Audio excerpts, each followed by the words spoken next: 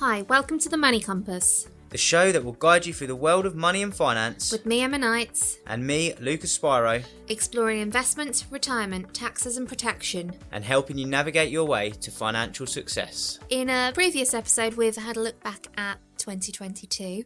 It's important to now look forward at the year ahead and all the different types of things that you can do to set yourself up for a good start financially. So today we're going to start off with a little bit of help and guidance around how to kind of make yourself a budget, how to stick to it, and some good things to look out for. And also just some other bits and pieces that will kind of set you up, help you be financially savvy for the year ahead. Yeah. So new year, new you, as they say. It's a nice time of the year to, nothing else is going on. Don't be conned into the gym membership, though, because you will not stick to it. Yeah, if it's a nice time, isn't it? Everyone, new start to the year. Get yourself organised and get yourself in a positive, fresh start for the year ahead. So you said we're going to start with some ideas for budgeting, Emma. Is that right? So we've got kind of 6 different steps that we think are good ways to help you with your budgeting. Good simple ways. I think the most important thing when putting together any sort of budgeting plan and the starting point is really to have a look at your income. And I know a lot of people think they know exactly what they've got coming in, but it does no harm really to just make a list of any money or all the money that you anticipate you're going to receive on a regular basis, whether that's weekly, monthly or quarterly. And that can include things such as, the main thing is obviously your salary, if you've got any state benefits, any rental income, any passive income or an income coming from any investments, or it could just be anything else entirely. But it's a really good idea just to get it all down on paper and see what you've actually got coming in. Yeah. So that's the first thing, know what you've got coming in, but then any budget you need to know what you've got going out as well. But what we would always tend to do is split your outgoings into 2 lists. So one list of things that's really essential, so things that you need for day-to-day living. So you need shelter, so you need your rent or your mortgage, you need to heat your home obviously as best as you can with the cost of heating and things at the moment. Eating, obviously, they're all really important things. So they would be on our essential list, things that you need. Possibly even your car might be on there because you need your car to be able to get to work every day. And then we have a look at lifestyle spending. So that can be a separate list. As I mentioned before about the gym membership that you're probably going to start in the new year and not stick to. That might be one of your lifestyle outgoings that actually it's not essential, but it's a nice thing to have. And if you could afford to do it, you'd like to be able to. That's a point on things like that. They're lovely things to have, but is there an alternative? Could you, go for a run instead of using the gym? We're not saying not to use the gym, but if that's... I'm amazed. Down the road from my house, there is a park that has basically gym equipment in the park. Yeah. And it's so good. And that's not going to cost you a penny, is it? Exactly. So you can run there, get your bit of cardio that way, get to the park, do your weights and all sorts of different things, and a nice little run home. Right, so we've started off, we've got our income, we know what's coming in, we've got our lists of expenditure, the essential and the non-essential or the luxury items. The next thing really on the plan is to sort of designate where that money's going. So most of us get our income, as we mentioned, on a regular basis, whether that's weekly, monthly, even quarterly. So to really ensure that your essential outgoings are being met in each period, it's a good idea to maybe designate a bank account for all of the outgoings to be paid from one, because then each time you receive in your income, you can move the relevant amount into your designated account that you've got set up for those outgoings. And that can cover, as we've said, your essentials. And you could even have a separate account for your lifestyle spending and another for your day-to-day spending. So that then reduces any risk of you overspending accidentally. So it's just almost like segregating each part so that you know that this money is going to cover these things that must be paid on these dates. This money, yes, I'd like to do those things. So I've got enough, so I'll put it into there. And then what's left over is what you've got that you can spend on going out for a coffee or going out for lunch or any other the nice extras in between. It's very easy if you've just got it all in one pot to sort of see the money there and then forget potentially there's some more important things later in the month and spend that money or and then it's gone. So like I said, designating it into maybe separate accounts or it is quite a good little tip, we think. Most definitely.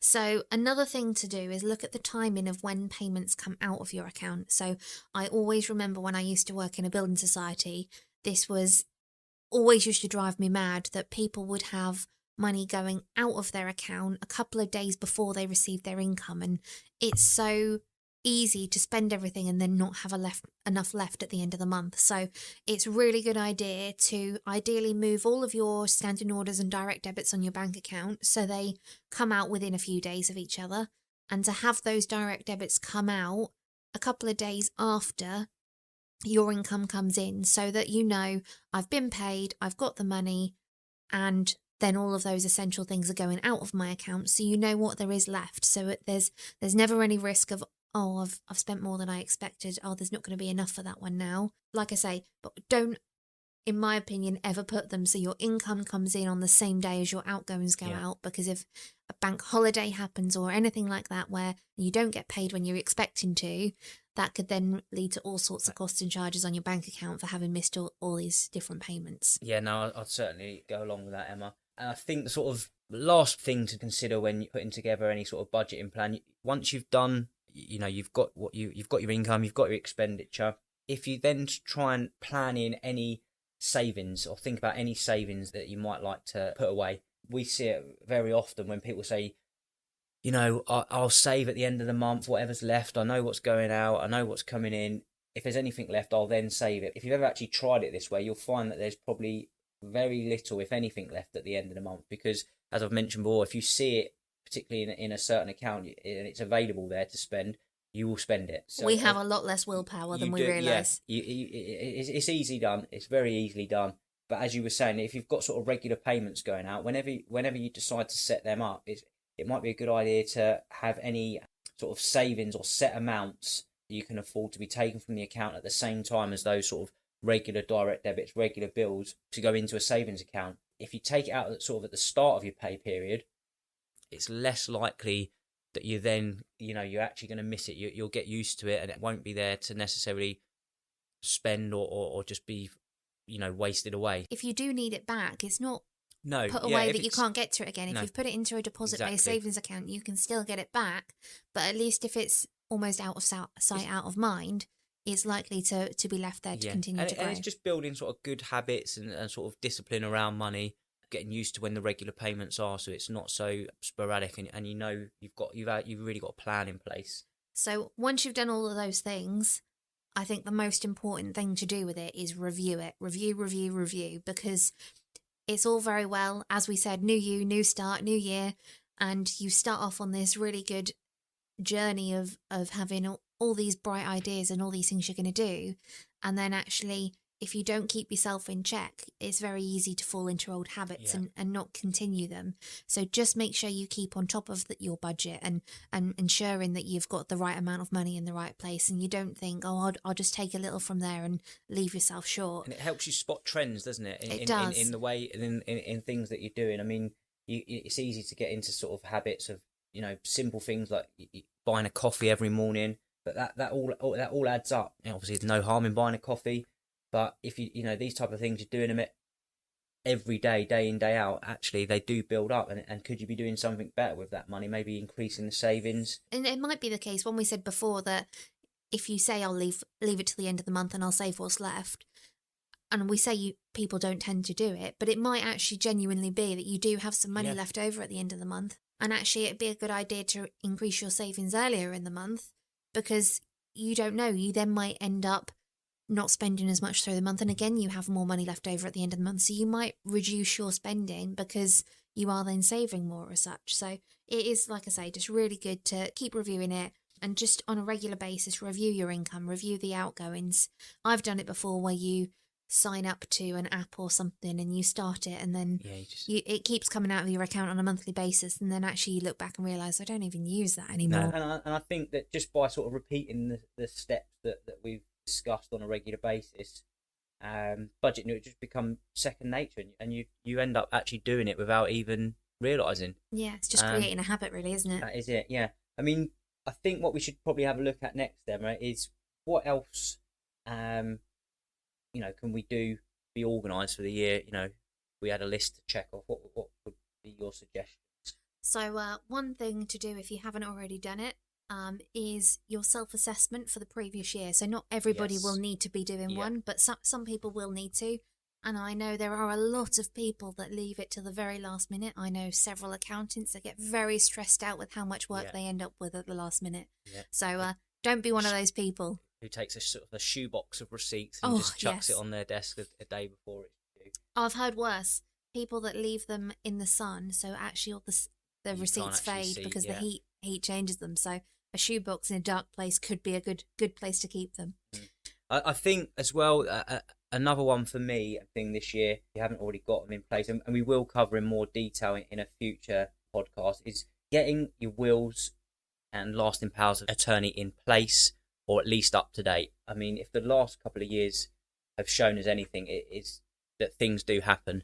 And I know they're not nice things to think about, and no one wants to really think about what's going to happen to them when they pass away or if they lose capacity. But as I've said, what's gone on the last couple of years, it's just highlighted how important it is to have those things in place, and just not only for your own peace of mind, but for your loved ones as well. Yeah, definitely. I always remember my nan used to say, talking about dying doesn't make it happen any sooner. So why not put it in place? Because at least then you know all your wishes are going to be carried out the way you want to. So that's definitely a very good motto that I used to take from my nan.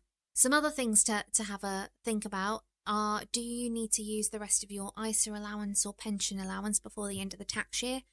So if you've got the money available, they're really good tax efficient investment vehicles to be using. So it may just be a case that you need to have a look, see what allowance you've got left, how much money you've got available to add into it, and just taking full advantage of that. Following on from the budgeting plan that we set up, I mean, providing you can still afford, once you've done your breakdown of your income in the future, you'll thank yourself for it. I think we talked about it on a previous podcast about the volatility, but that is really quite possibly is the best time to invest while markets are down. It does seem all doom and gloom, but actually at that point, if you've got the spare money to do it, you've got the spare money. That's that's the best time really, while everything's sort of undervalued, and like I said, you'll thank yourself later, because that's the money that will probably grow the quickest and the most going forward. Yeah, we've also talked about obviously our new year, new start. A lot of people come to the new year and look for a new job too. So it's just thinking about your new position. Make sure that you get enrolled into any auto enrollment scheme that they have. Remember that they don't have to do it from your first day, but 3 months after you start employment is when they should be enrolling you into that pension scheme. So make sure that you are getting put into it, and also make sure that you keep track of any old pensions from any previous jobs where you've moved on from. You don't want to be losing track of it. There's a huge amount of money that's kind of... How much is that? How much do they think that's sort of lost in unclaimed pensions? The number on it at the moment is £37 billion. That's a lot of money, isn't it, that's unclaimed and just... Yeah. It's a huge amount of money, and the number of people that they belong to is a ridiculous amount of people as well. I know a lot of the providers have sort of been actively tasked with trying to find a home for them. Find a home for that money and find the people who that actually belongs to. But why sit around and wait? Because if you have got money sitting there that's rightfully yours, then go and find it, claim it. There's lots of help out there and websites that you can sort of get assistance in doing that. Another important thing, I think, particularly with what's going on at the moment, get energy efficient for this year. Mm-hmm. Is there things that you can do to save on the heating, save on your bills? And again, there's lots of websites and forums and videos on YouTube on cost saving. Yeah, just simple things, not leaving the TV on standby and turning things off at the wall and all sorts of things. I think we're gonna looking at getting an air fryer. I've heard that can reduce your bills massively. So I will warn you one thing on that though that I've seen. Just a top tip. Yeah. I've seen lots of house fires from air fryers that have been left plugged into walls. You need to take the plug out of the wall as safety tip there. Then safety tip there. But yes, 100% energy efficient. But I'd rather save you some money and not having to make a massive insurance claim too. That's true. I'll take that on board when we go and do that. Another thing, not only making your home energy efficient, but just making sure all of your bills are efficient.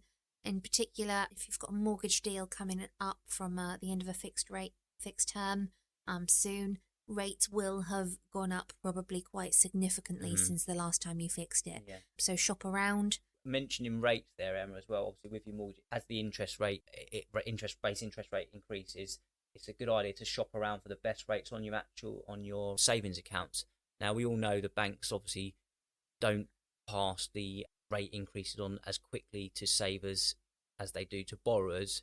However, we have started to see them going up. So particularly for your emergency funds and your cash reserves, are they in the best place, the best rates, and at the time? So again, that's another one to keep your eye on and have a shop around for that. Yeah, and just kind of look on independent comparison sites and all those types of things. So you're not going directly, because it's better to get a kind of a broad range of information so you can compare everything. There's several different bits and pieces to be looking at, but things that are changing from this year that you just need to be mindful of. I know we've talked about these in the previous episode when we talked about the autumn budget.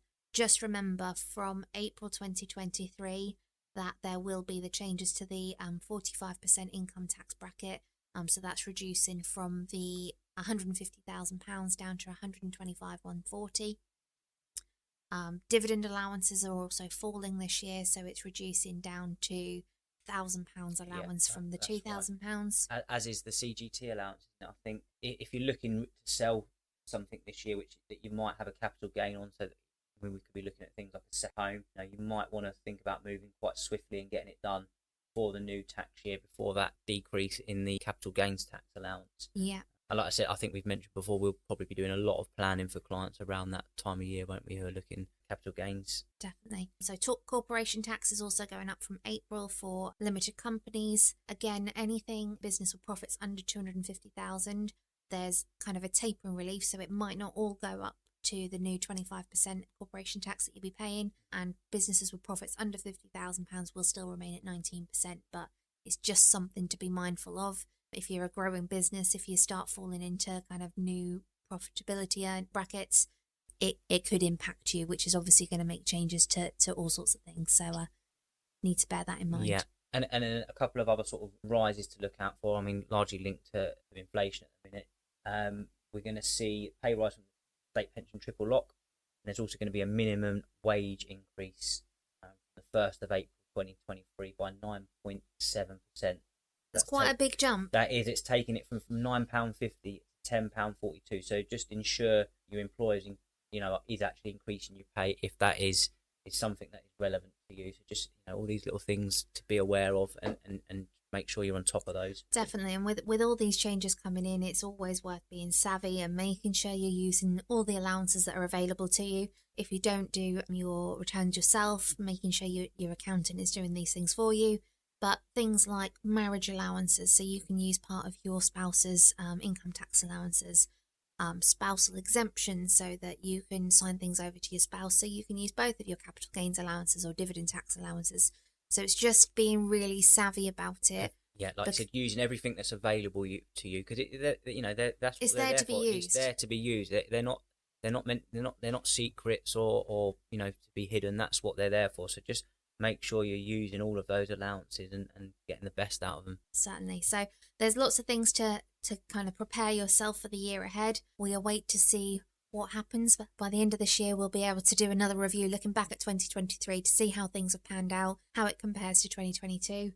We'll see what exciting things have happened. One thing we have to look forward to is King Charles's coronation, which is on the 6th of May. So it won't be just for the UK, something that the entire world and Commonwealth will look over. So looking forward to that. Yeah, maybe more street parties again. Yeah, definitely. We'll wait to see what 2023 has to hold for us. If you've enjoyed listening today, why not head over and join our Facebook group, The Money Compass. And if you have any questions for myself, Lucas, or me, Emma, drop us a message in this group.